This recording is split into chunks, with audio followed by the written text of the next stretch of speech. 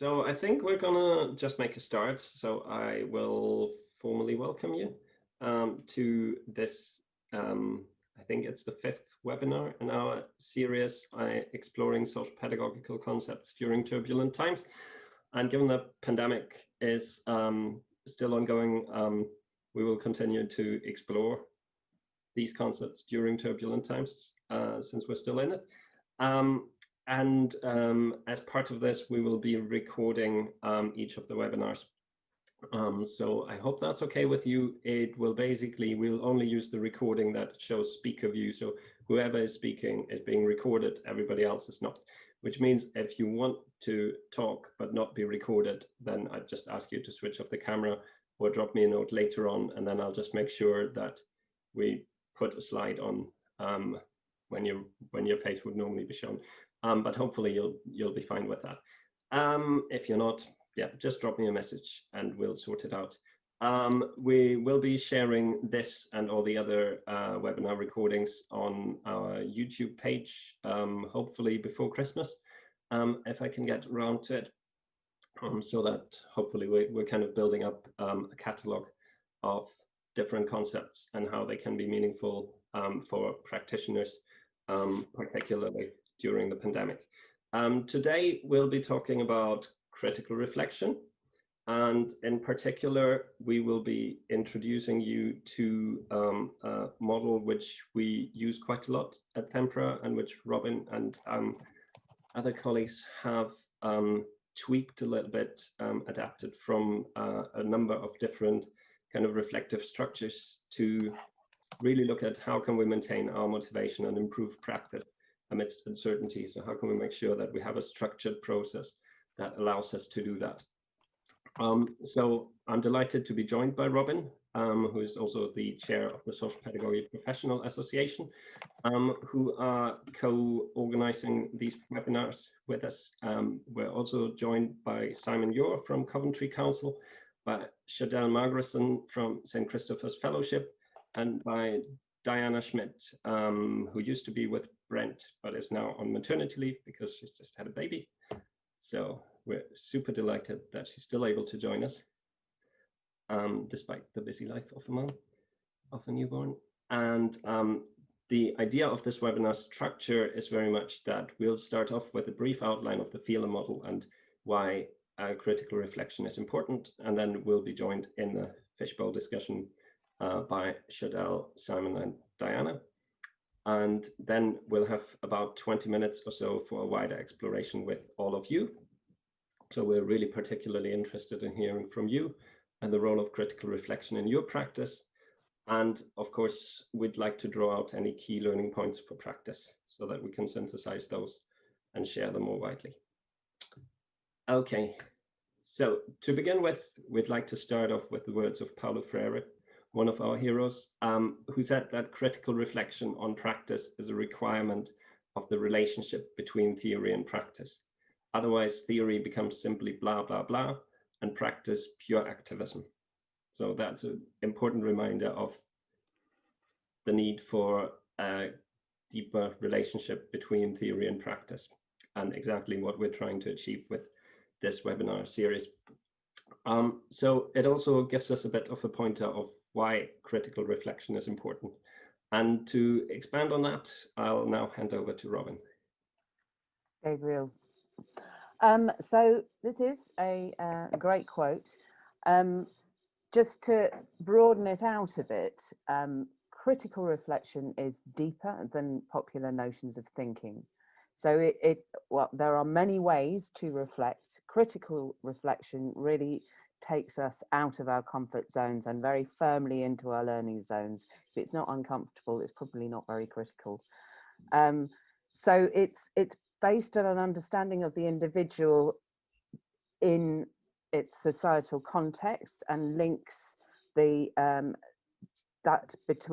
links between the individual and society are really strong in a critical reflection process.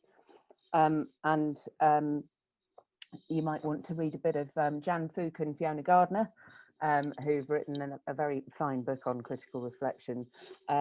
But also Gillian Rouche has written strongly about critical reflection, and she says that it's about challenging the existing political, social and cultural conditions that promote certain constitutive interests at the expense of others. So it's really about trying to find this balance and to promote practice in a, and yes, Carol, I will put these the reading into the chat box when I've finished. But so to move forward into what is critical reflection and this method, thank you very much, my glamorous assistant there. We developed this as one of our starting points was the 4Fs model, which is a model that lots of people will be familiar with, the facts, feelings, findings, futures.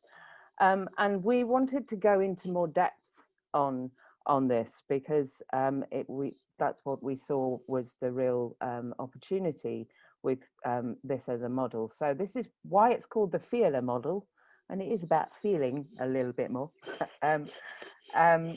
So step one is to establish the facts. Everything that we write in step one needs to be something that everybody who is involved could agree on.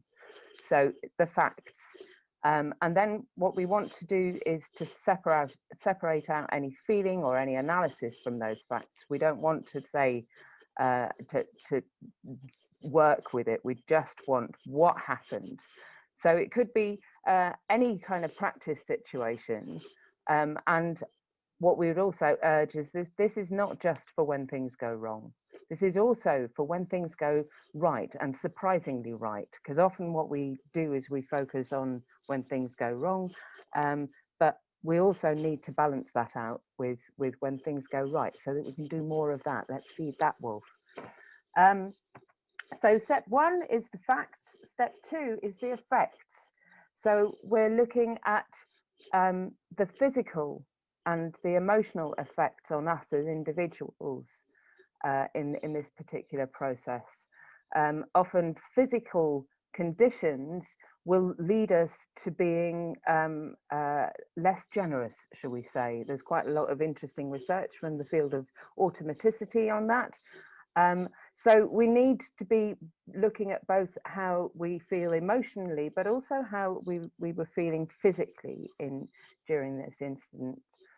And then in step three, we're looking at the internal and external influencing factors. So internally, what is driving me in this situation, and what are the things that might be influencing? So it might be a policy has just come in. You might have been told that all the assessments need to be undertaken in a shorter period of time. That speed value actually is a hugely strong influencer. But we need to look at all the different influencing factors from an individual point of view, and then into the organizational and institutional frameworks, and then in terms of society and the political, social, economic situations that also influence what happens in practice. So it's very much about the description of what happens in practice, as Karl Marger in 1844 said, so that we get a proper understanding, a holistic understanding. And then in step four, you analyze everything that you put down in steps 1, 2, and 3. And we look at that. That's where, when you use a FEIALA model with other colleagues, it's really helpful to get other people to look at it, because we have one perspective, but we need others to help us form a much broader view. And Neil Thompson talks about critical depth and about critical breadth. So this is where we need to make sure that we're both being as deep as we can and as broad as we can. Step 5 is really pinning down. So what have we learned through this process? What have we learned about the situation? What were we aiming to do? How did we get to that aim? Why did we get to the result that we got to? And what could we do differently next time? So that's to really establish that. And then step 6 is the bit that avoids the blah, blah, blah and pure activism. This is the action. And all the people that I read about critical reflection say the same thing, that if we don't decide how we're going to use this learning, then it is just blah, blah, blah, and we end up being pure activists. Research shows us very clearly that we act first and think later. So this is a process for us to really look at how we can inform our thinking. Social pedagogy is a way of thinking, so that we can avoid bad situations and promote and develop more positive ones. How about that? That is really thought-provoking. I really like that. And I think your emphasis on let's find ways to use this to promote good situations and make them even better is really important as well, because we can learn just as much from when things go well, and improve just as much. I think the model is also really reflective of the fact that we work within a complex environment. So none of the things that we do when we engage in relationships is simple and easily predictable. Some things are perhaps a bit more predictable than others, but we're still working within complexity. So this model also allows us to look at, you know, trying to better understand what might have been going on for the other person. So it can also be really interesting to kind of look at that model in partnership with someone who might have been involved in a situation. So if you had a massive argument with a young person that you're looking after, or, you know, with your partner at home, you could use that model to kind of look at what was kind of the effects going on. What can we actually agree on to begin with? How can we make sure that we agree on the facts? Because I think we see day in, day out that that's not a given that people agree on the facts. So getting that right is crucial. And then to look at what was going on for everybody and what influenced different people in those situations, what were the concerns, etc. That can be just so helpful. I also really like the fact that in the analysis, you can easily draw in other social pedagogical theories or other theories in general that help you kind of better understand the situation and what was going on. So if you feel like, actually, I need to look at power and how I use my authority in a situation, then you can draw on relevant theory, or you can say, like, actually, I felt like something was kind of triggering me at a private level. So you can draw on the 3 Ps, for instance. So it gives you a whole range of different opportunities of, what in which you can use the model and how you can kind of, you know, you almost make a decision about the depth to which you critically engage with it and at what point you do it. Because I think you also mentioned in the beginning, you made an interesting reference to the learning zone model, and this bit about you want to make sure that it's not within your comfort zone. So that by implication also means that you need to be able to be in a situation where you can take yourself out of your comfort zone. So it's also a matter of timing when you might best use that model. So thanks very much. I would like to hand over to Chardell now, because she's been using the model quite a lot in her practice more recently. So I will just stop the screen sharing and look forward to hearing from you, Chardell. Thank you. So I guess for me, coronavirus and the situation this year has really resulted in quite a lot of firefighting, if you like, working in the social sector, being essential workers. We've really had to keep going through a lot of busyness, and the FEIALA model has been really helpful in taking a step back and really looking at how I sort of convert my feelings, which there's been a lot of frustration and unease and uncertainty, and helping to convert those into a better understanding and action. So for me, thinking about how I manage teams, how I work with people, and also how we support children and young people, it's been, when I have had those strong feelings to situations, being able to step back and go through that and think about what's going on for the people around me. I think it's been very helpful in terms of not just reacting, which is really, like I said, the firefighter process has really been something that I think a lot of people in the social sector have fallen into the trap of this year of, right, let's just get by. But actually, we need to be working proactively, to be anticipating what's coming next, what's going on for the people around us, and how we put systems in place to best manage that. I'm not sure if that makes sense, keeping it sort of general, but for me, that's how the FEIALA model has been super helpful this year particularly. Thank you. Thanks. That's great to hear. And I think it's a brilliant reminder that actually when we are in that firefighting mode, very often we feel like actually we don't have time to sit down and reflect because we're just so busy. But as you point out, it's crucial that we do make time for reflection, for critical reflection, particularly when we find ourselves constantly in firefighting mode, because otherwise we're constantly reactive. And you put a really nice emphasis on the importance to be proactive, the importance to kind of feel like actually we're in control. We can to an extent kind of feel more resourceful after critical reflection to be able to deal with situations and not constantly play catch up. So yeah, I'm curious whether other people have similar experiences around critical reflection. So look forward to hearing from others in a little while.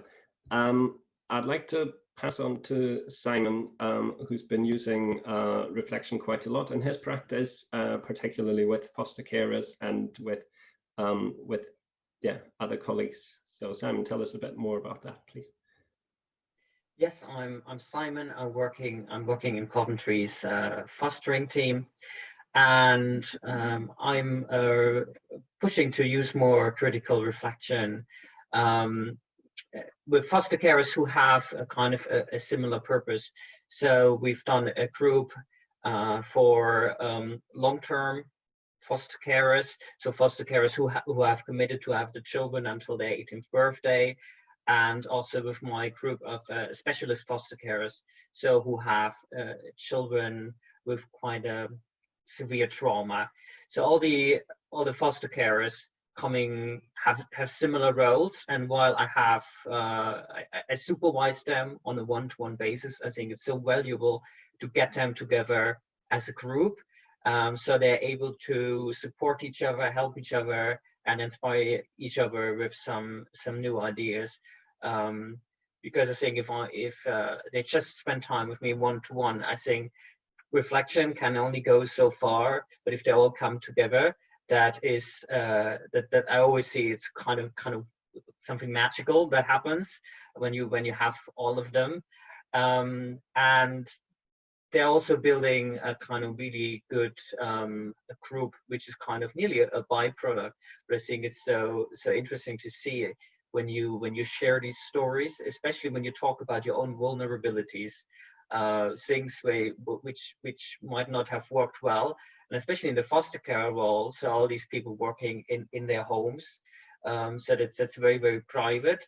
And a lot of these issues are connected to other people in their families, to their partners, to their own children. So it takes some courage to open up. And what I really notice is when we do these groups, that kind of the amount of openness that really widens after a few months. So when people initially come together.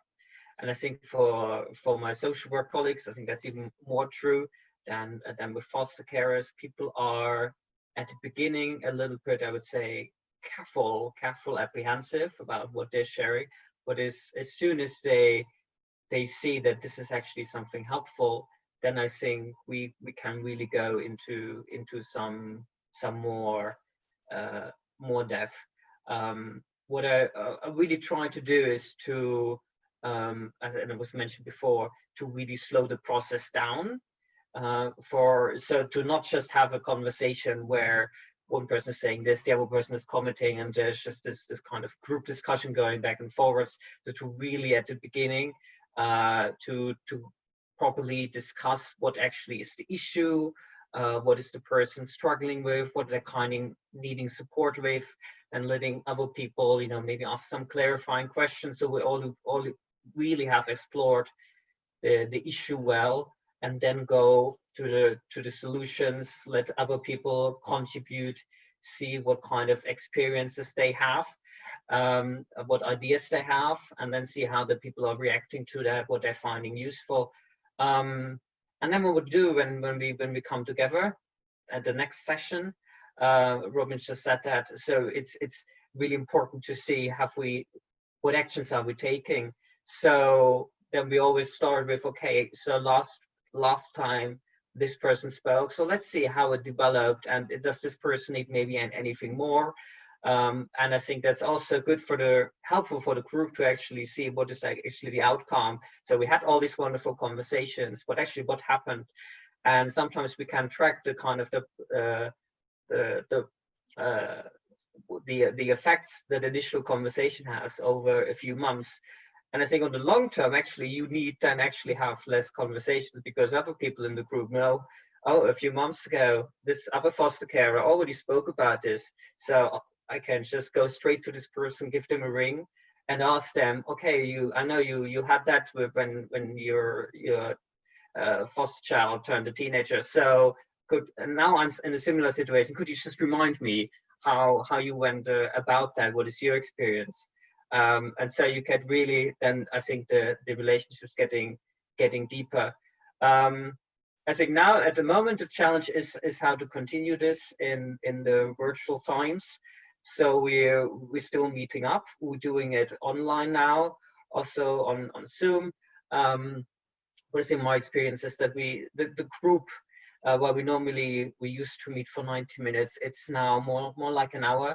But actually, I think the kind of electronic format, in a way, it helps to slow the process down, because it's like people find it easier to just let someone speak virtually. Well, I think when you meet face to face, then there's it's kind of easier to interrupt each other. So I think it takes a little bit of a different format now, and it's kind of always developing.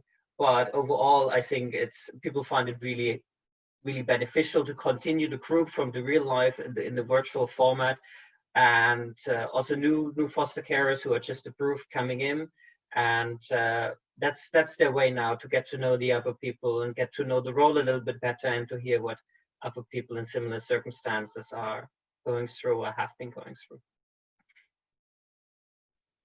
Thanks, Sam. That's really interesting. So how big are your groups? How many people have you got in each group? So I would say like around 6 people, six to 8. So sometimes it's couples. So I would say that then I'm talking more about like households.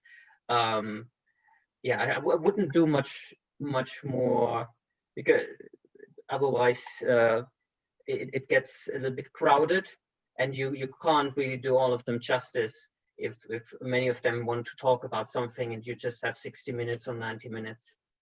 Yeah, absolutely. And I imagine that, well, I know that critical reflection is also quite a self-revealing process. If you really engage in it, you kind of really,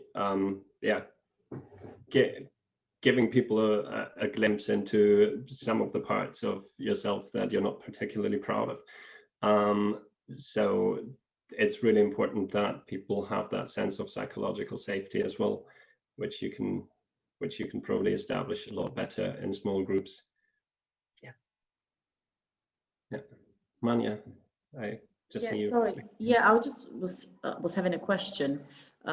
Is this something that you do a weekly thing, or is it based on needs, or how do you kind of decide on once a month?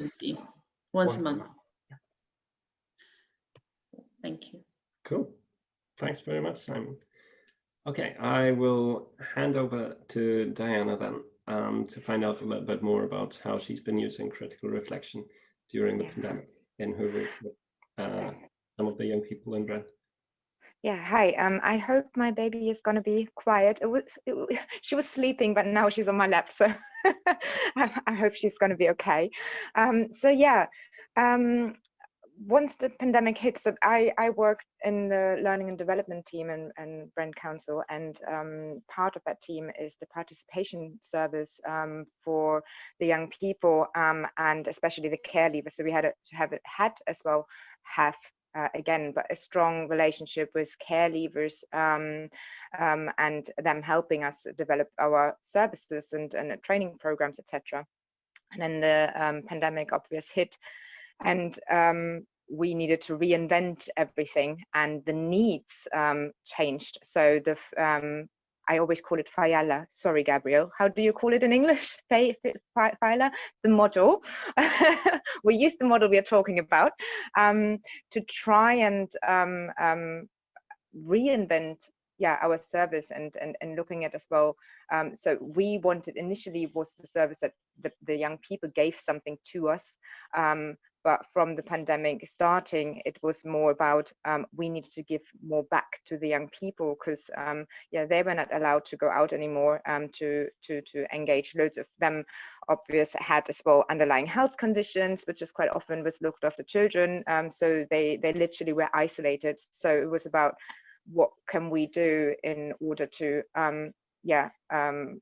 stop social isolation, and then in return get something back. So with those few who were then still engaging in a virtual way with us, we used the model to try and find ways on what would work, what cannot work, when we talk about our comfort zone, it wasn't that much for the young people, it was actually more for staff, and it was about trying to use new virtual models. So the young people came up with like, we have this and we are using this, and there's like some virtual things, and we can try all of these things out. So we tried various models. We needed to change the way our permissions are in the council. So we needed to receive from IT special permissions to still have data protection, all of these things, but be able to use those platforms the young people use. And we came up with a lot of fantastic little things, so which then helped to rather stop social isolation, actually build our relationship with the young people better. So regularly pub quiz we done, or just online drawing, etc. And through that, basically, we used that model as well to like young people shared much more their feelings and how they feel, etc. And it is as well a much more engaging way, because as well young people who usually wouldn't come in person have started actually to join in and be like, oh, okay, I can put my camera away, I can be quiet, and I can still be part of something, and it helped staff as well to go beyond their own ways, to get a deeper relationship with young people, which they may have not been able to do before in that way, get to know the young people better, which they may have not done before, because there's sometimes you have some people who like to dress, for example. I always say, like, don't dress so much formal. I know we're working in a local authority, but when then you come in your suit and you're trying to engage a young person in that moment as a participation, and it felt very people said as well, it felt very not real. And through the way how we use the model to reflect on it and what worked and what not, how did you feel about it, what not, what can we do different, what do we need to make it better with the young people, it actually had a very positive impact to the participation service, actually, I would say. Goodies were as well sent out, so we managed then eventually through ideas from young people, like that they receive their pizza. So we still do online setups, and then they get the pizza delivered at home, so they still have their food in the evening, so each individually, but hey, it works. We don't eat together in that sense, but virtually. So so the that model is critical fraction is fantastic in a way of creating new services and using it as well to engage together with young people. Does that make sense? Yeah. Absolutely, and I love lots of it about this, about what you've said. Particularly, I think it's such a clever way to try and combine the action, you know, the kind of lived reality and the virtual reality in ways that, you know, yeah, just get everybody pizza delivered, and you can still meet up and have somewhat of a shared experience, even if you can't meet up face to face. Yeah. That's very clever. It also really reminded me of, I think, what you referred to, and this notion of life world orientation, of, you know, really immersing ourselves in the life worlds of the people we support. And if young people predominantly use a range of different online platforms and apps and all of that, then it makes complete sense that we try and meet them there rather than expect them to meet us on Teams. Exactly, and this model, because it gives a nice you know, a step-by-step guide, guides you through it. It actually helps you to be more life world orientated and to actually focus more on the young person when you look, for example, on creating new things. Because yeah, it, like Robin said, it's not just about, oh, I have ideas, or how Paulo Freire said, you know, we do try out more things and go through it and analyze it, and we look at what are factors which were influencing it in a positive or negative way. So yeah. Yeah, brilliant. Thanks very much for sharing that. So fascinating. Great. So I'm really curious about any other examples that any of you might have on how you've used critical reflection, whether that's using the FEIALA model or any other experiences you have, any other models you might be using. Any thoughts that this has just stimulated? Feel free to just unmute yourselves and start chatting away.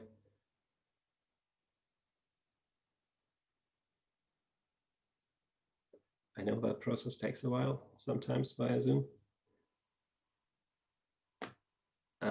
So yeah, we'll just see. Does anybody got any thoughts or any questions? Janet, go ahead. So I suppose that the thing that I like about this model, which I haven't seen before, is the action bit at the end, and the way that some of the speakers have described the fact that, I think Diamond was talking about the fact that a series of meetings allowed you to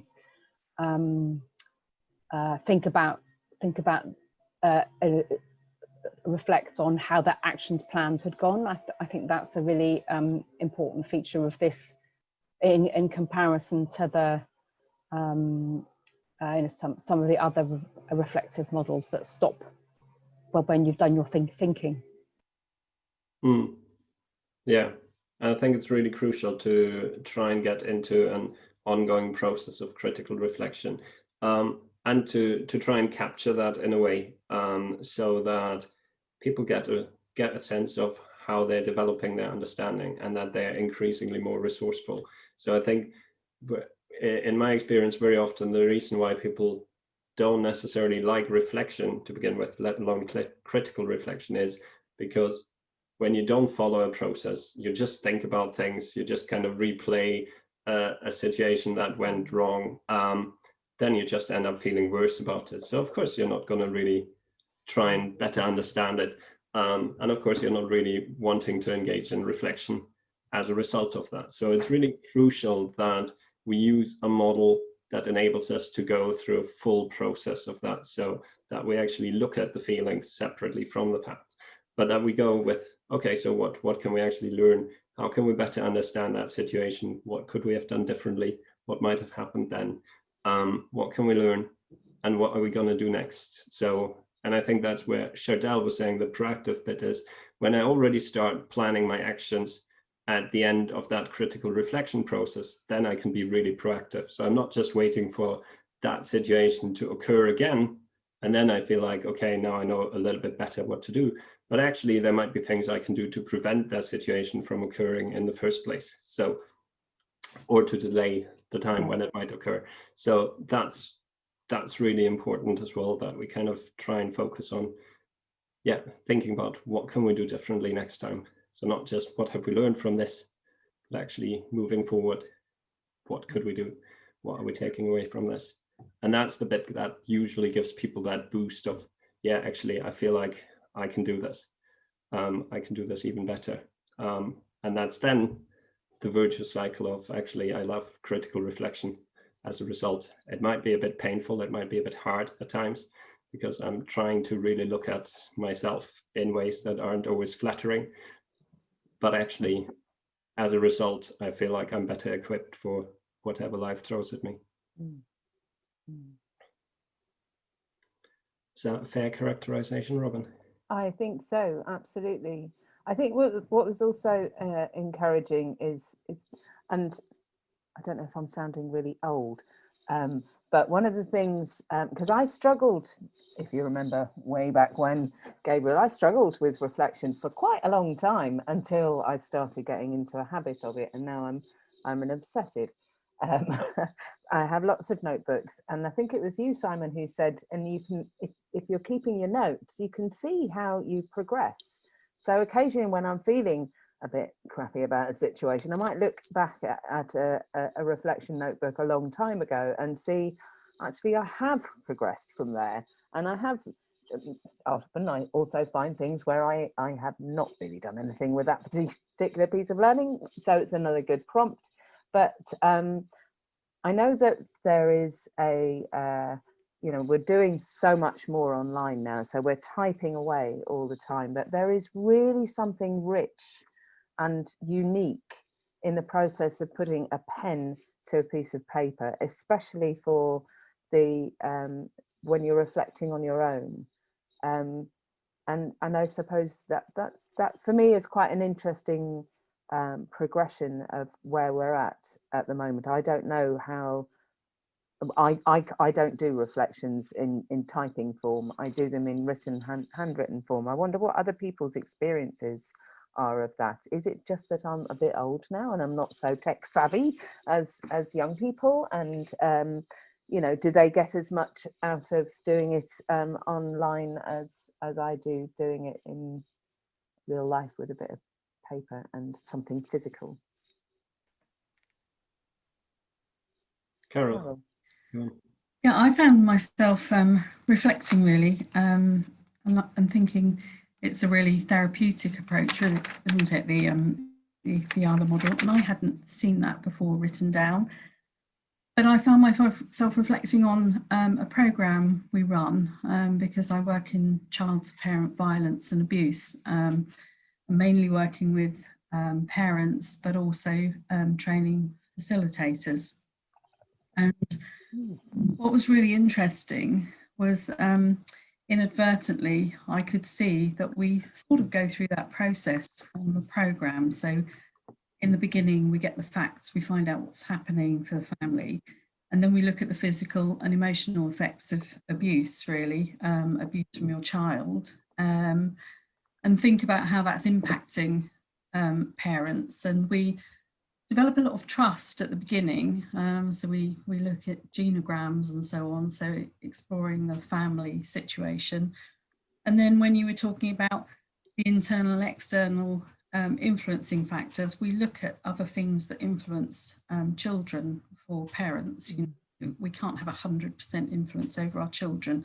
It's impossible.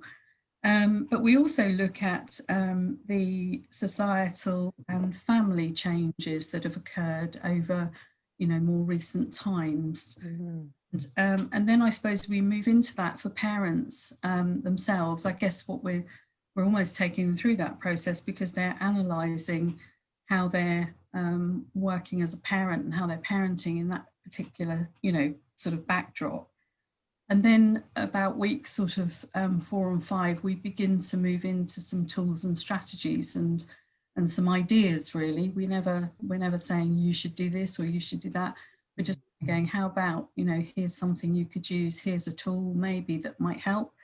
And they're considering what they've learned all the time through that, from about week sort of 4 through to week 8. But then the bit that you were saying, the action, which avoids the blah, blah, blah, we see that very much in that parents begin to become strengthened and they feel more confident in taking back authority within their own homes as the parent. and you know, the violence and abuse begins to reduce. And I found myself kind of reflecting on that, and something Robin said as well, because when we're training facilitators, we give them very much an experiential walk through that program and how to use it with parents.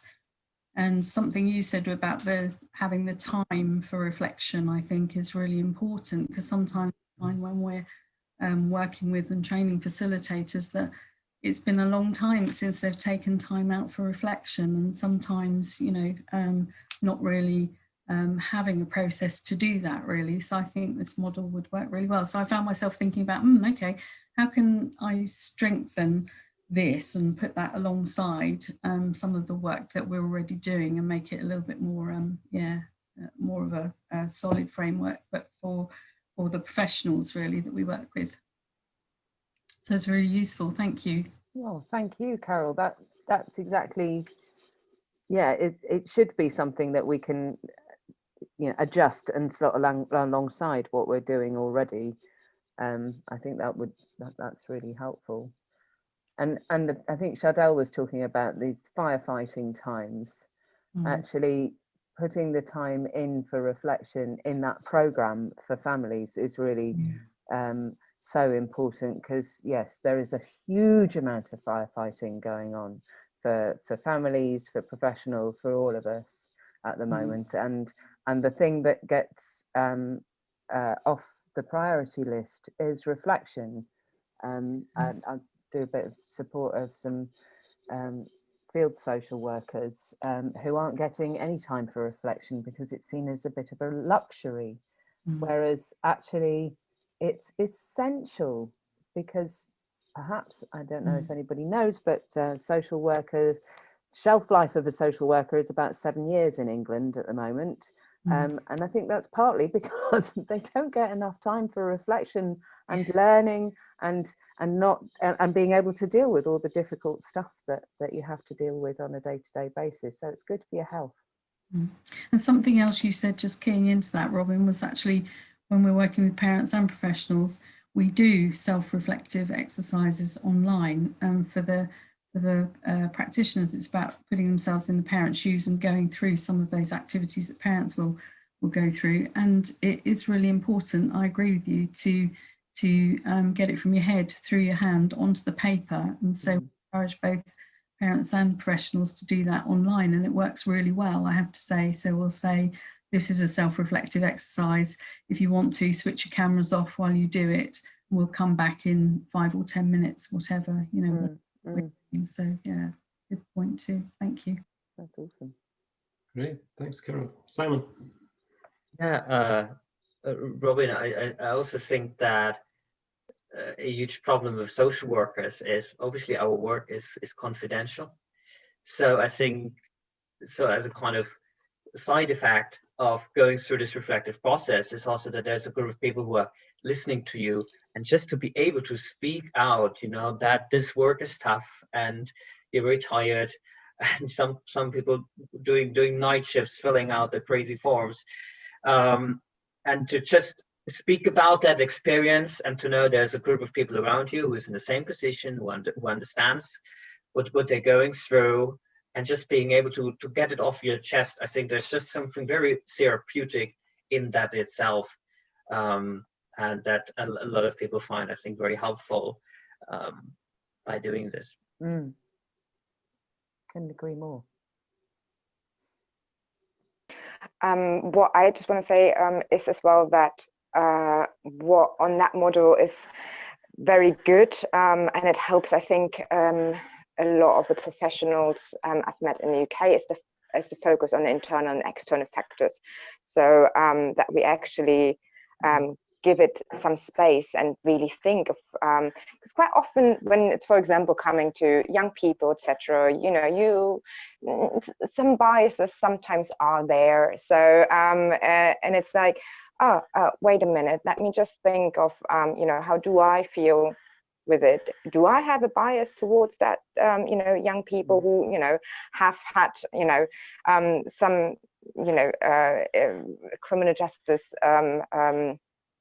situations, etc. what is actually as well an external factor, why that is, etc. And using especially that step as well in the critical reflection helps as well, I think, when you use it to write your reports. So using the module and writing your reports, it really helps to, you know, put you as a professional into what have you done, why have you done it, did it work, did it not, but as well to see, you know, the people you work with, may it be, you know, foster carers, or may it be young people or children or families, to actually try and see them in a more holistic way than you may have done before, because you focus as well on the internal and external factors and on yourself and the person. Yeah. And I think there's something that you've said before as well, is that there is an incredibly important responsibility that we have for social justice. So when we are reflecting on the organizational institutional frameworks, and we're identifying, actually that might be a bit of a problem, like you were saying, Diana, when you came across the IT system wasn't working in the best interest of young people, you challenged that. And that's the other thing about critical reflection. It makes us be more aware of the influences of the institutional framework and others, and gives us, I think, a little bit more of a boost, you know, bit what did you just say? Bit of a kick up the bum to go and do something about it. Because actually without that, then we're tacitly perpetuating a situation that is not good for our client. Yes, definitely, absolutely. Yeah, and it's a nice example of while we're part of a system, we also have agency within that system. So the importance in critical reflection is that we don't end up feeling like, oh, we're completely at the mercy of a system that we have no control over, but actually to look for ways in which we, you know, can respond systemically. And influence, yeah, we don't have a lot of control, but we might have influence, and we don't know where our influence goes, but we know it doesn't go anywhere unless we do something. Yeah. So, yeah. The thing about systemic thinking is that we're all part of the system. So by setting an impulse, by doing something differently, we force the system to respond in a way, and then we see what happens. And sometimes really good things happen, and sometimes it's probably just a call to an IT person who's gonna love the challenge to get you on TikTok or whatever it might be. So there you go. Brilliant. Have we got any other sort of thoughts or experiences around critical reflection? Anyone else keen to share what you guys are doing in your organizations around it?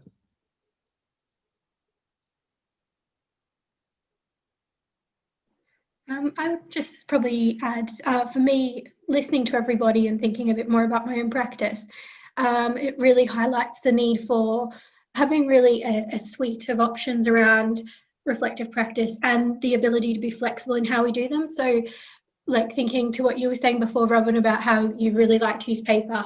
And I agree, I think it's a really lovely way.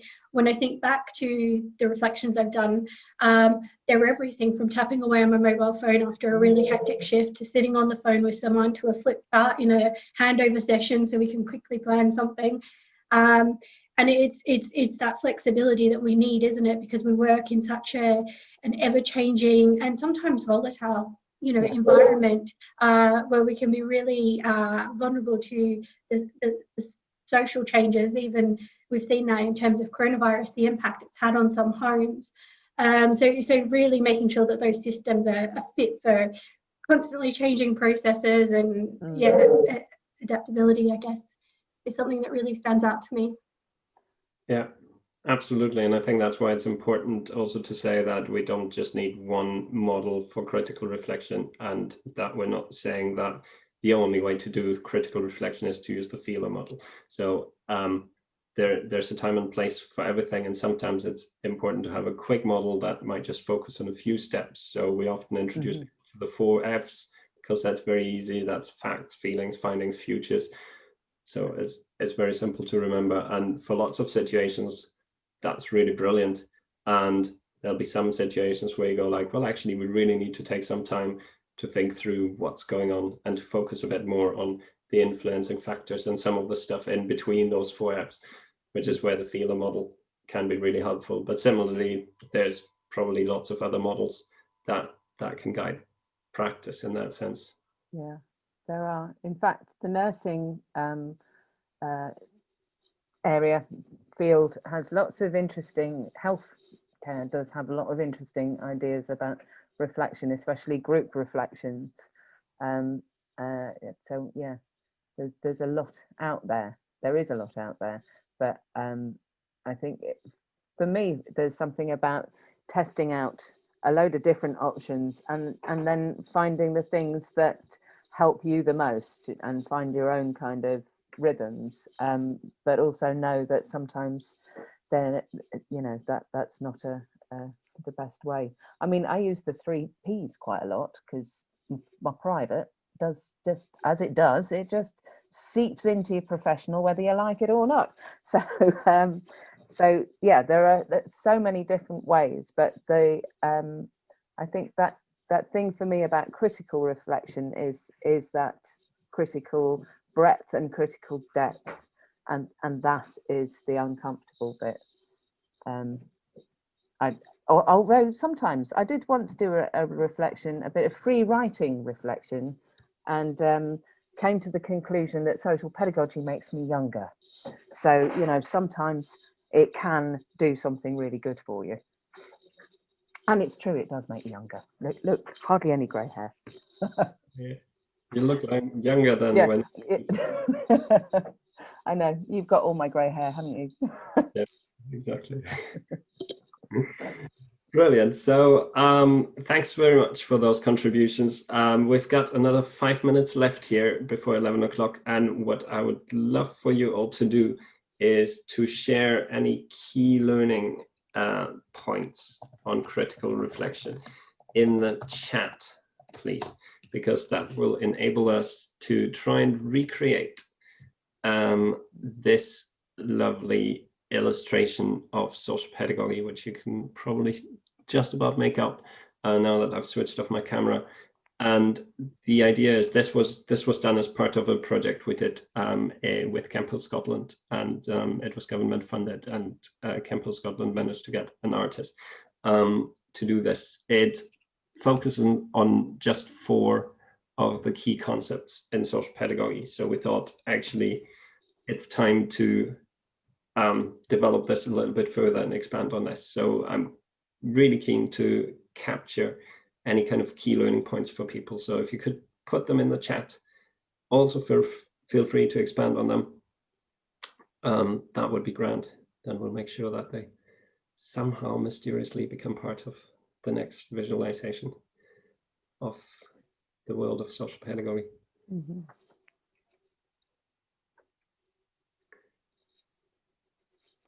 Great. And whilst you're writing all of those things, Janet, I'm very curious because I know that you use action learning sets quite a lot, and I'm curious if you could say a little bit about sort of the ways in which action learning sets can be helpful for critical reflection processes, where you see the links.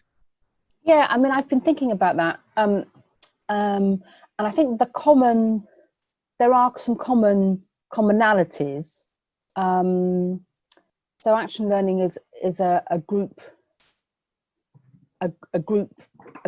form of group coaching that uses questions. So a person would present an issue, and then the other members of the group would ask open questions to enable the individual to reflect on the issue that they've presented and come to actions.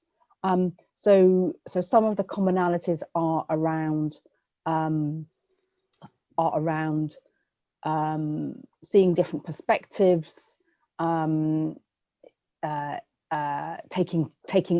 out time for reflection as a action, and then planning action following. And in an action learning set, so a group of people who meet over time, you would also start the following session with you know, how did you get on with your action, and also subsequent sessions. So there is commonalities. I suppose the differences would be that the structured questioning process of action learning gives a different dynamic. It's not necessarily it's not a conversation that other people in the group have described. There isn't the backwards and forwards. It's specifically on it's about helping the person who's brought the issue reflect on their issue, and a time-bound space, and then you move on and it's someone else. So it's using the group to help the individual rather than developing a group understanding of an issue. Yeah. Great. Thanks. Well, a lot of very, very intelligent comments are going on in the chat box there. And I think that the idea of psychological safety is something that we might have really not paid a lot of attention to over the last year, especially when, you know, you are, as Sue said, you know, a lot of people are just working from home now, and then and so the psychological safety of dealing with difficult professional issues in your home, or for a lot of people, you know, in their bedroom where they sleep, is really difficult. So yeah, I think it's really important, critical reflection, and it really does link to social justice. So just a quick plug before we go. On the 29th of January, we will be having a webinar on social justice, and we are currently putting a really interesting program together there, because we think that's one of the areas that perhaps UK social pedagogy could use a little bit more energy in. Brilliant. The times for that is? Simon? He's gone. No, there he is. Simon, what is the time? I think it's 10. I think it's at 10 too. I think we're still figuring out the time because somebody, actually Cara has, or somebody was not able to make the time. So keep the date in your diaries, please. We will be putting all the information out in the next couple of days, if not tonight. Brilliant. Working day and night to keep social pedagogy going. That's always encouraging to hear. Yes, we will be sharing this and other events with you, because we will be continuing with this webinar series in the new year. And we have also just started to set dates and themes for the next year. So we'll be exploring nonviolent communication in January, multiple intelligences in February, and recognition in March. So once again, we'll send you the dates and all of that. But you know, let's have a Christmas first, and then we'll all be refreshed and eager to get the year going. So thanks very much to all of you for joining us, particularly thanks to Robin and Simon and Diana and Shadell for sharing your practice insights. And I hope you'll have a fantastic Christmas, and that I'll see you again soon.